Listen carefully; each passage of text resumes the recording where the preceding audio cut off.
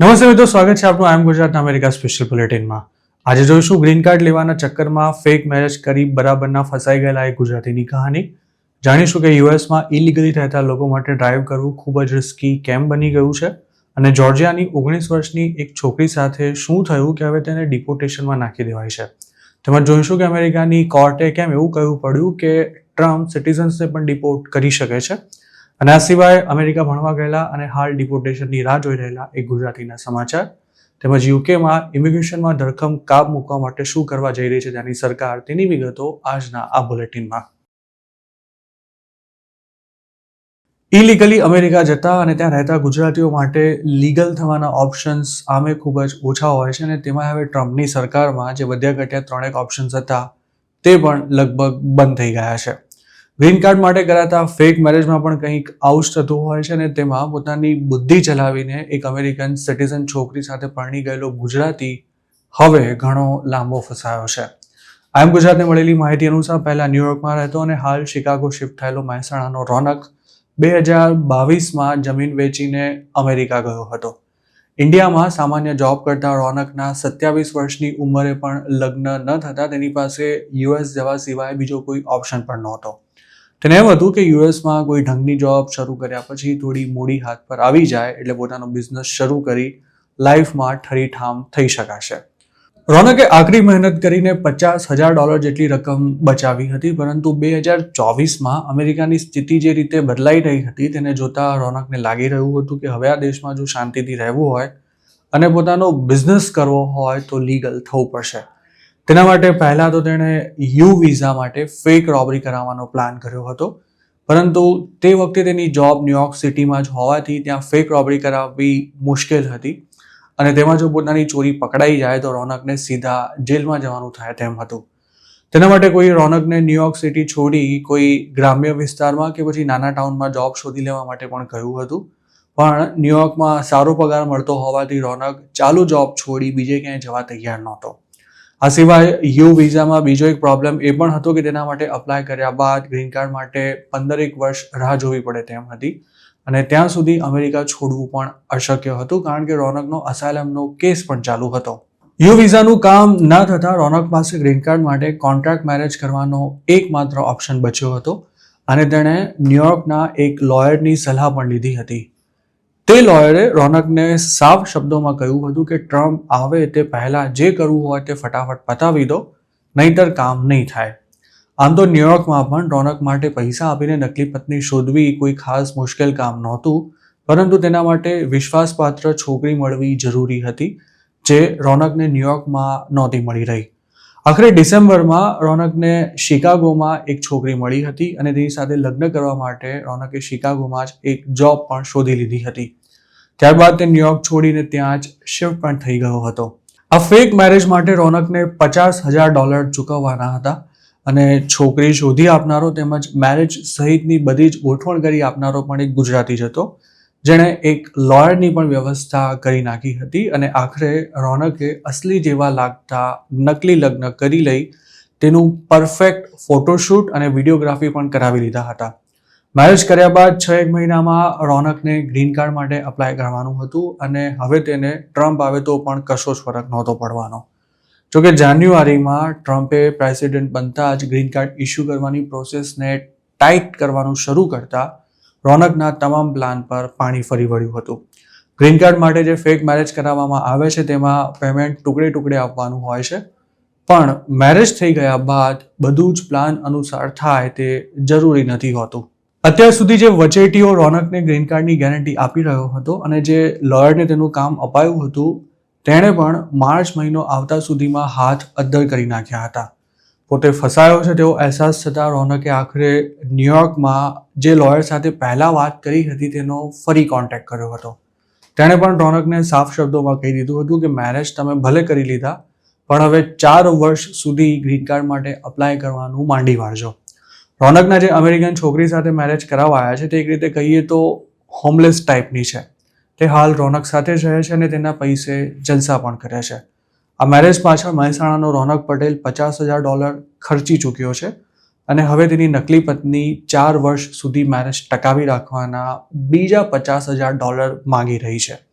મતલબ કે 30 વર્ષનો થઈ ચૂકેલો રોનક 34નો થશે ત્યાં સુધી તેને આ મેરેજ ચાલુ રાખવા પડશે અને $1,00,000 ધુમાડો કર્યા બાદ પણ તેને ગ્રીન કાર્ડ મળશે કે નહીં તે નક્કી નથી.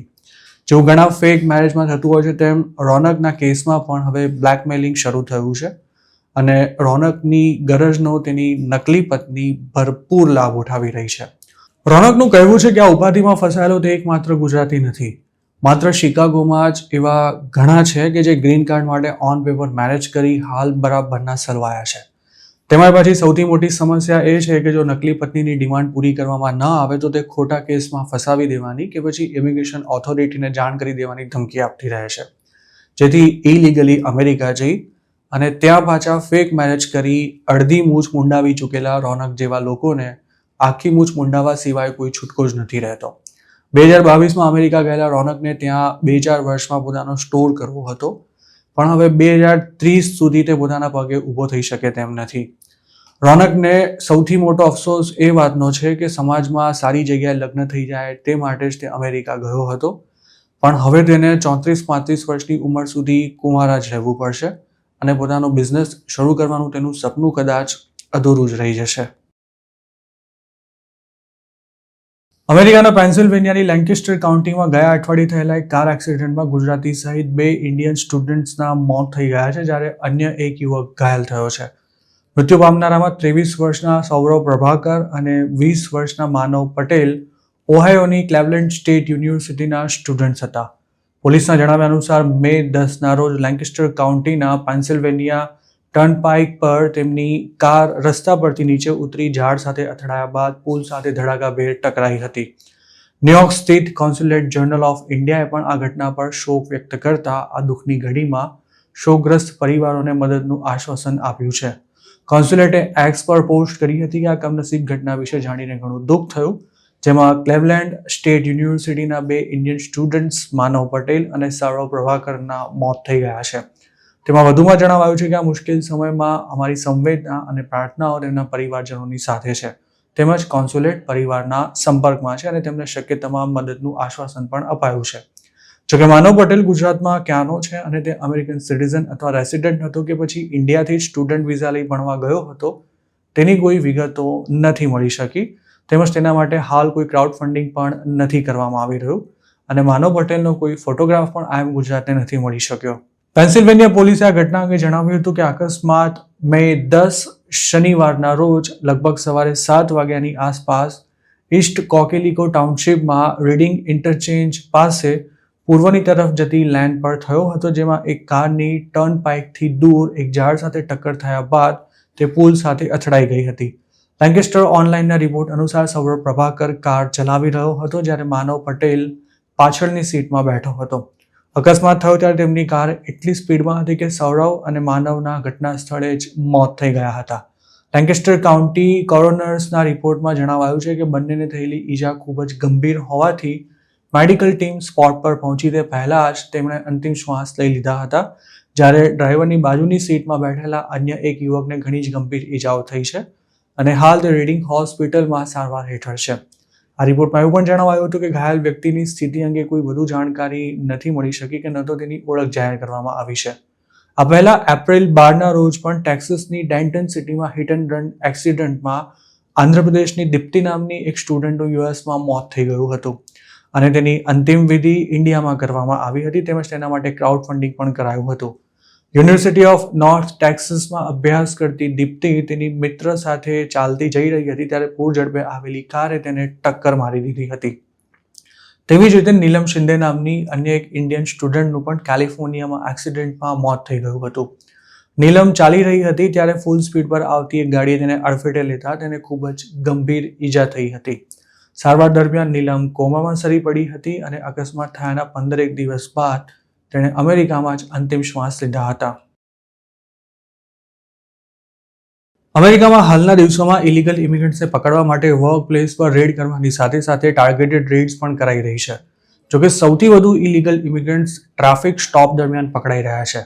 ફ્લોરિડા અને ટેનેસી જેવા સ્ટેટમાં તાજેતરમાં જ આ પ્રકારની કાર્યવાહીમાં કુલ 1000થી પણ વધુ લોકોની અરેસ્ટ કરવામાં આવી હતી અને હવે અન્ય સ્ટેટ્સમાં પણ શંકાસ્પદ વાહન ચાલકોને રોકી તેમના ડોક્યુમેન્ટ્સ ચેક કરવાનું પ્રમાણ વધી રહ્યું છે.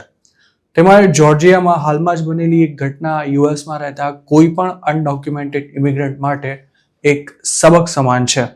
થયું કંઈક એવું હતું કે મે 5ના રોજ 19 વર્ષની એક સ્ટુડન્ટની કારને અટકાવી તેના પર લાયસન્સ વગર કાર ચલાવવાનો તેમજ ખોટો ટર્ન લેવાનો ચાર્જ લગાવી તેની ધરપકડ કરી લેવામાં આવી હતી. રિપબ્લિકન સ્ટેટમાં ધરપકડ થઈ હોવાથી તેના ઇમિગ્રેશન સ્ટેટસની માહિતી પણ આઈસને તુરંત જ મળી જતા ગણતરીના કલાકોમાં જ આઈસવાળા આ છોકરીને લઈ ગયા હતા. સિમેના ક્રિસ્ટોબલ નામની આ છોકરી મેક્સિકોમાં જન્મી હતી, પરંતુ તે 4 વર્ષની હતી ત્યારે તેના મા બાપ તેને યુએસ લઈને આવ્યા હતા અને હાલ આ ફેમિલી યુએસમાં કોઈ સ્ટેટસ વિના જ રહે છે. કોલેજમાં ભણતી સિમેનાની જે ચાર્જીસ હેઠળ ધરપકડ કરવામાં આવી હતી તેનો રિવ્યુ કરી ડાલ્ટન પોલીસ ડિપાર્ટમેન્ટ અને સિટી પ્રોસિક્યુટરે સોમવારે એવી જાહેરાત કરી હતી કે હકીકતમાં જે કારે ખોટો ટર્ન લીધો હતો તેને રોકવાને બદલે પોલીસે સિમેનાની કારને અટકાવી હતી અને તેની પાસે લાયસન્સ પણ ન હોવાથી તેની ધરપકડ કરી લેવાઈ હતી. જોકે સોમવારે સિમેના પર લાગેલા ચાર્જીસ પડતા મૂકવામાં આવ્યા હતા, પરંતુ હાલ તે આઈસની કસ્ટડીમાં છે અને તેને મેક્સિકો પાછી મોકલવાની કાર્યવાહી પણ શરૂ કરી દેવાઈ છે. સિમેનાના પિતાને હજુ ગયા મહિને જ ટ્રાફિક સ્ટોપ બાદ લોકલ પોલીસ દ્વારા અરેસ્ટ કરાયા પછી આઈસે તેમને કસ્ટડીમાં લીધા હતા અને હાલ આ બંને બાપ દીકરી વ્હાઇટફિલ્ડ કાઉન્ટી જેલમાં બંધ છે. સિમેના સામેના ચાર્જીસ સોમવારે ડ્રોપ કરાયા તે પહેલા DHSના પ્રવક્તા ટ્રિશિયા મેકલાગ્લીને એવું જણાવ્યું હતું કે આ યુવતીના પિતાએ જાતે જ સ્વીકાર કર્યો છે કે તેઓ અમેરિકામાં ઇલીગલી રહે છે અને આ આખી ફેમિલીને જલ્દીથી સાથે જ ડિપોર્ટ કરવામાં આવશે. આ ફેમિલીનો અમેરિકામાં કોઈ ક્રાઇમ રેકોર્ડ ન હોવા છતાં પણ તેમને ડિપોર્ટ કરવાની કાર્યવાહી ચાલી રહી છે. સિમેનાને 2010માં યુએસ લાવવામાં આવી હતી અને હજુ તે ગયા વર્ષે ડાલ્ટન હાઈસ્કૂલમાંથી ગ્રેજ્યુએટ થઈ છે. આમ તો ઓબામાએ બાળપણમાં ઇલીગલી અમેરિકા લવાયેલા લોકોને DACA પ્રોગ્રામ હેઠળ ડિપોર્ટેશન સામે પ્રોટેક્શન આપ્યું હતું, પરંતુ તેની કટ ઓફ ડેટ જૂન 2007ની હતી, જ્યારે સિમેના 2010માં યુએસ આવી હોવાથી તે DACA માટે પણ એલિજિબલ નહોતી. ડાલ્ટનના આસિસ્ટન્ટ પોલીસ ચીફે સોમવારે પ્રેસ કોન્ફરન્સ સંબોધતા પોતાના ડિપાર્ટમેન્ટ દ્વારા કરાયેલી ગફલતને કારણે એક યુવતીને વગર વાગે ડિપોર્ટ થવાની નોબત આવી હોવાનો સ્વીકાર કરતા તેના પર અફસોસ વ્યક્ત કર્યો હતો. જોકે તેમણે એમ પણ કહ્યું હતું કે સિમેના સામે શું પગલાં લેવા તે અંગે તેઓ ફેડરલ એજન્સીને કોઈ સલાહ આપી શકે તેમ નથી. સિમેનાના વકીલે આ અંગે એવું જણાવ્યું હતું કે તેની સામે ચાર્જીસ પડતા મુકાયા હોવા છતાં પણ હાલ તે આઈસની કસ્ટડીમાં જ રહેશે અને આવતા અઠવાડિયે તેની બોન્ડ હિયરિંગ છે. અમેરિકન મીડિયાના રિપોર્ટ્સ અનુસાર હાલના દિવસોમાં ટ્રાફિક સ્ટોપ દરમિયાન એવા ઘણા અનડોક્યુમેન્ટેડ ઇમિગ્રન્ટ્સને ડિપોર્ટેશનમાં નાખી દેવાયા છે કે જેમણે યુએસમાં કોઈ ક્રાઇમ કર્યો જ નથી અને તેઓ વર્ષોથી આ દેશમાં જ રહે છે. ડોનાલ્ડ ટ્રમ્પ પ્રેસિડેન્ટ બન્યા ત્યારે સૌ કોઈને એમ હતું કે હવે અનડોક્યુમેન્ટેડ ઇમિગ્રન્ટ્સનું કાઉન્ટડાઉન શરૂ થયું સમજો. સત્તા સંભાળતા જ ટ્રમ્પે કેટલાક એક્ઝિક્યુટિવ ઓર્ડર્સ ઇસ્યુ કરીને ચૂંટણીમાં આપેલા વચન અનુસાર માસ ડિપોર્ટેશન શરૂ કરવાના પ્રયાસ પણ કર્યા હતા, પરંતુ દિવસો જેમ જેમ વીતતા ગયા તેમ તેમ અનડોક્યુમેન્ટેડ ઇમિગ્રન્ટ્સની સાથે સાથે ટ્રમ્પે જે લોકો લીગલી યુએસમાં રહે છે તેમને પણ ટાર્ગેટ બનાવવાનું શરૂ કર્યું હતું, જેમાં સ્ટુડન્ટ વિઝાથી લઈને H-1B અને ગ્રીન કાર્ડ હોલ્ડર્સનો પણ સમાવેશ થાય છે અને તેમની સાથે સાથે વર્ક પરમિટ અને SSN ધરાવતા અનડોક્યુમેન્ટેડ ઇમિગ્રન્ટ્સ પણ ટ્રમ્પથી બચી નથી શક્યા.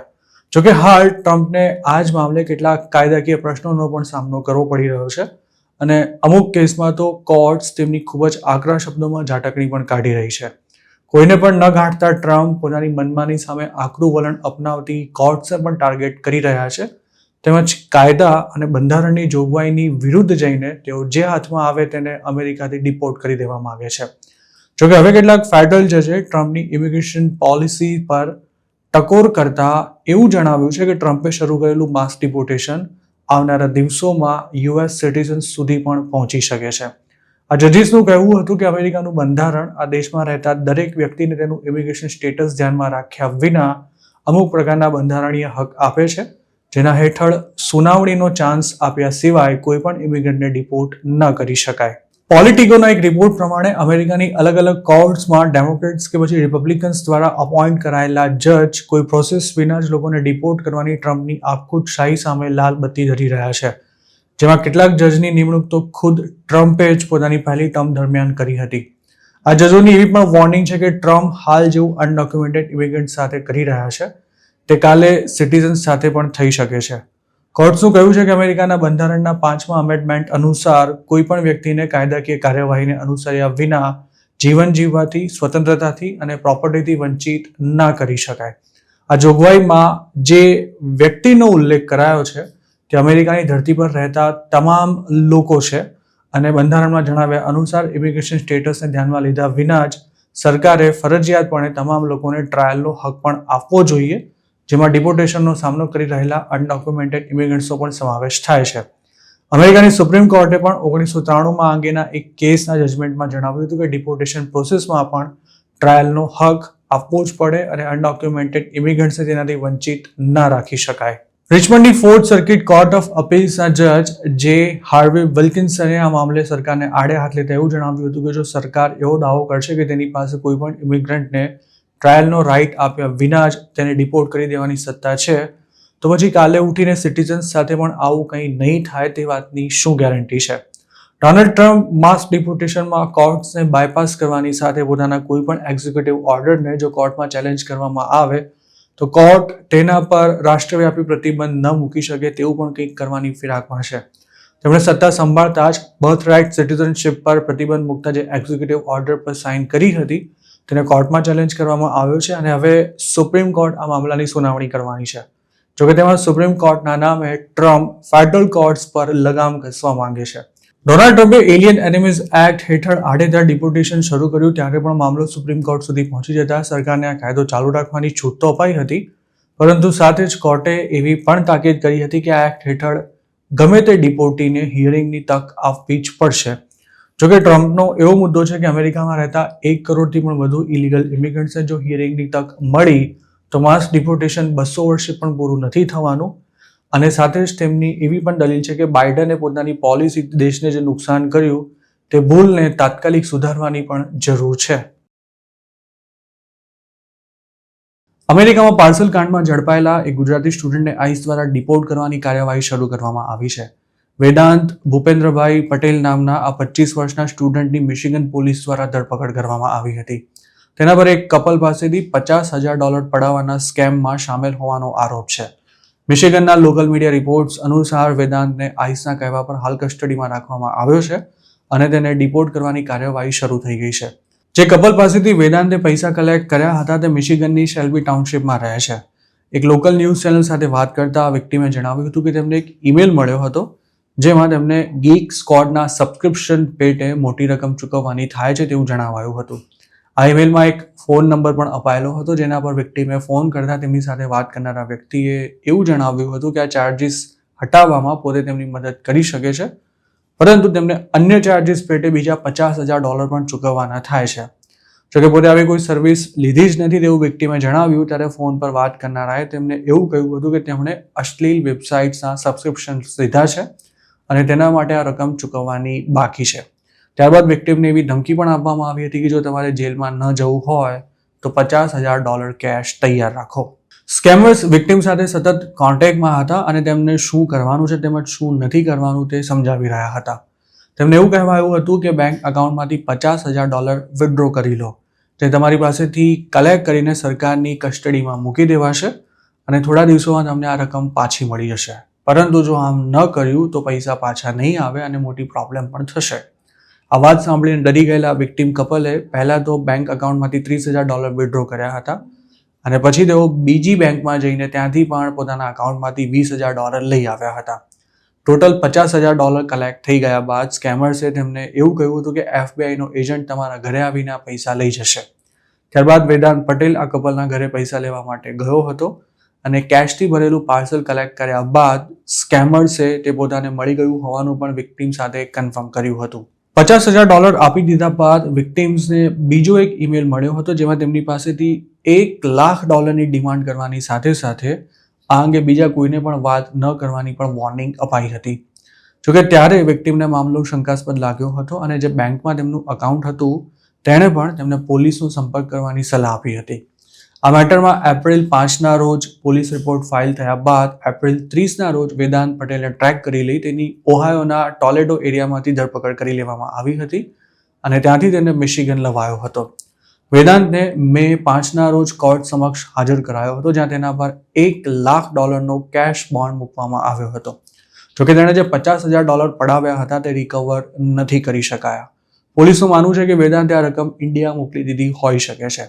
વેદાંતે આ જ પ્રકારે અગાઉ પણ કેટલાક સિનિયર સિટીઝન્સ પાસેથી પૈસા કલેક્ટ કર્યા હોવાની આશંકાએ છેલ્લા 2 અઠવાડિયાથી FBI પણ તેની સામે તપાસ કરી રહી છે. હાલમાં જ મેરીલેન્ડની કોર્ટે આવા 2 અલગ અલગ કેસમાં 2 ગુજરાતીઓને જેલની સજા ફટકારી હતી. તેમજ યુએસના અલગ અલગ સ્ટેટ્સમાં ઘણા ગુજરાતીઓ આ સ્કેમમાં અરેસ્ટ થયા બાદ જેલમાં બંધ છે. અમેરિકા, કેનેડા અને અન્ય સમૃદ્ધ દેશોની જેમ બ્રિટન પણ ઇમિગ્રન્ટ્સની વધતી જતી સંખ્યાથી પરેશાન છે અને તેના કારણે બ્રિટિશ ગવર્મેન્ટને પોતાની ઓપન બોર્ડર પોલિસીને પડતી મૂકવાની ફરજ પડી છે. યુકેના પ્રાઇમ મિનિસ્ટર કેર સ્ટારમરે સોમવારે ઇમિગ્રન્ટ્સની સંખ્યા પર કાબૂ મેળવવા માટે એક પ્લાન રજૂ કર્યો હતો, જેમાં PR માટે ઇંગ્લિશ સ્પીકિંગ ફરજિયાત બનાવવાની સાથે સાથે 5 વર્ષથી વધુ સમયથી બ્રિટનમાં રહેતા ઇમિગ્રન્ટ્સને ઓટોમેટિક સેટલમેન્ટ અને સિટીઝનશિપ રાઇટ્સ આપવાનું પણ બંધ કરી દેવાની જાહેરાત કરવામાં આવી છે. આ સિવાય યુકેમાં કામ કરવા આવવા માંગતા લોકોને વિઝા આપવાના નિયમો અને તેના પગારની મર્યાદામાં પણ મોટા ફેરફાર કરાયા છે. અત્યાર સુધી દર વર્ષે હજારો ગુજરાતી સ્ટુડન્ટ્સ ઓન પેપર ભણવા માટે યુકે જતા હતા, પરંતુ હવે તેમને પણ આસાનીથી વિઝા નહીં મળે તેમજ ભણવાનું પૂરું થયા બાદ ગ્રેજ્યુએટ્સ 1.5 વર્ષથી વધુ યુકેમાં નહીં રહી શકે. બ્રિટિશ PMએ સોમવારે જે વ્હાઇટ પેપર રજૂ કર્યું હતું તેમાં ફેમિલી ઇમિગ્રેશનના નિયમો પણ કડક બનાવવાની વાત કરવામાં આવી હતી, તેમજ યુકે આવતા ઇમિગ્રન્ટ્સ અને તેમના ડિપેન્ડન્ટ્સ માટે ઇંગ્લિશ ભાષા લખતા, બોલતા તેમજ વાંચતા આવડતું હોવાનું ફરજિયાત બનાવાયું છે. ઉલ્લેખનીય છે કે સ્ટુડન્ટ વિઝા સિવાય હજારો ગુજરાતીઓ કેરિયર વિઝા પર પણ યુકે ગયા હતા, પરંતુ તે પણ એક મોટું ફ્રોડ હતું, જેમાં ફસાયેલા લોકોને લાખો રૂપિયા ખર્ચ્યા બાદ યુકે જઈને અત્યંત દયાજનક સ્થિતિમાં દિવસો કાઢવા પડ્યા હતા અને ફેક સ્પોન્સરશિપ લેટર કે પછી ભૂતિયા કેર હોમ એજન્સીના લેટર પર યુકે ગયેલા અઢળક લોકોના વિઝા પણ કેન્સલ થઈ ગયા હતા. ઇમિગ્રેશનનો મુદ્દો છેલ્લા ઘણા વર્ષોથી બ્રિટનની સરકારો માટે મોટો પડકાર બનેલો છે અને આ મુદ્દો તાજેતરમાં જ એક નવી એન્ટી ઇમિગ્રેશન પાર્ટી રિફોર્મ યુકેની વધતી જતી લોકપ્રિયતાનું મુખ્ય કારણ પણ બની ગયો છે. સ્ટારમરની પાર્ટીને ગયા વર્ષે યોજાયેલી સામાન્ય ચૂંટણીમાં મોટી જીત મળી હતી, પરંતુ હવે ઇમિગ્રન્ટ્સ મામલે કડક નીતિ અપનાવવાનું સરકાર પર દબાણ વધી રહ્યું છે. બ્રિટનના લોકોનું માનવું છે કે ઇમિગ્રન્ટ્સને કારણે પબ્લિક સર્વિસીસ પર બોજ વધે છે અને કેટલાક ક્ષેત્રોમાં સાંપ્રદાયિક તણાવ પણ જોવા મળી રહ્યો છે. બ્રિટનના પ્રાઇમ મિનિસ્ટરે જણાવ્યું હતું કે વર્ક, ફેમિલી અને સ્ટડીઝ સહિતના દરેક પ્રકારના ઇમિગ્રેશન નિયમો કડક બનાવવાની સાથે કાયદાનું પાલન પણ સુનિશ્ચિત કરાશે અને ઇમિગ્રન્ટ્સની સંખ્યામાં ઘટાડો લવાશે. તો બીજી તરફ બ્રિટનના ગૃહમંત્રી યેવેટ કૂપરે કહ્યું હતું કે સરકાર હવે કોઈ નવો ઇમિગ્રેશન ટાર્ગેટ સેટ નહીં કરે, કારણ કે અગાઉની સરકારોના પ્રદર્શનો બાદ હવે ટાર્ગેટ્સ વિશ્વાસપાત્ર નથી રહ્યા. તેના બદલે સરકાર લોઅર સ્કિલ્ડ વિઝામાં ઘટાડો કરશે. તેમણે જણાવ્યું હતું કે 2025થી આવા વિઝાની સંખ્યામાં 50,000 જેટલો ઘટાડો કરી દેવાશે. ઉલ્લેખનીય છે કે 2004માં યુરોપિયન યુનિયનનો વિસ્તાર થયો હતો અને ત્યારે બ્રિટને તરત જ નવા સદસ્ય દેશોના લોકો માટે પોતાના દરવાજા ખોલી દીધા હતા. ત્યારથી લઈને અત્યાર સુધી લાખો ઇમિગ્રન્ટ્સ બ્રિટન આવી ચૂક્યા છે અને 2016ના બ્રેક્ઝિટ વોટ પાછળ પણ ઇમિગ્રેશન એક મોટો મુદ્દો હતો. જોકે બ્રેક્ઝિટ પછી પણ વિઝા પર આવનારા લોકોની સંખ્યા યુકેમાં નથી ઘટી રહી. હાલની સ્થિતિની વાત કરીએ તો 2024ના જૂન સુધી વાર્ષિક નેટ ઇમિગ્રેશન 7,28,000 નોંધાયું હતું. આંકડો ગત વર્ષની સરખામણીએ 20% જેટલો ઓછો તો છે, પરંતુ તેમ છતાંય 2010ના નક્કી કરાયેલા 1 લાખના ટાર્ગેટથી તે 7 ગણો વધારે છે. નિગેલ ફરેજની એન્ટી ઇમિગ્રેશન પાર્ટી રિફોર્મ યુકેની લોકપ્રિયતા વધવાની વચ્ચે સ્ટારમરનું લેબર એડમિનિસ્ટ્રેશન ઇમિગ્રન્ટ્સની સંખ્યા ઘટાડવાના પગલાં લઈને ફરી લોકચાહના મેળવવા માટે પ્રયાસ કરી રહ્યું છે. આ યોજનાઓ પર મહિનાઓથી કામ ચાલી રહ્યું હતું, પરંતુ મેની શરૂઆતમાં થયેલી સ્થાનિક ચૂંટણીઓના પરિણામને કારણે તેમાં ઝડપ જરૂરી બની ગઈ હતી.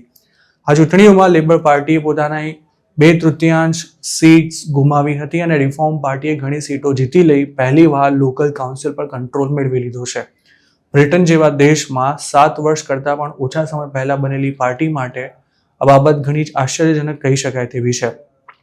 ગત સપ્તાહે YouGovના પોલમાં ફરેજની પાર્ટીને રેકોર્ડ 29% વોટ મળ્યા હતા, જ્યારે લેબર પાર્ટી 22% પર આવી ગઈ હતી, જે છેલ્લા 5 વર્ષમાં સૌથી નીચલા સ્તરે છે.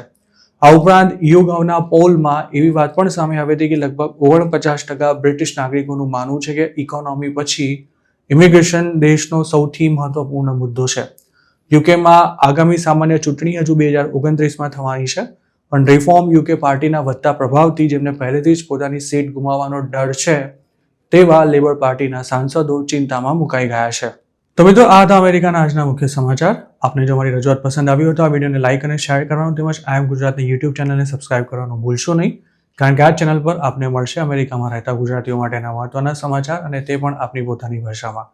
આપ જો મારી સાથે કોઈ ટિપ શેર કરવા માંગતા હો તો હાલ સ્ક્રીન પર દેખાઈ રહેલા વોટ્સએપ નંબર પર પણ અમારો સંપર્ક કરી શકો છો. આપની ઓળખ ગુપ્ત રાખવામાં આવશે.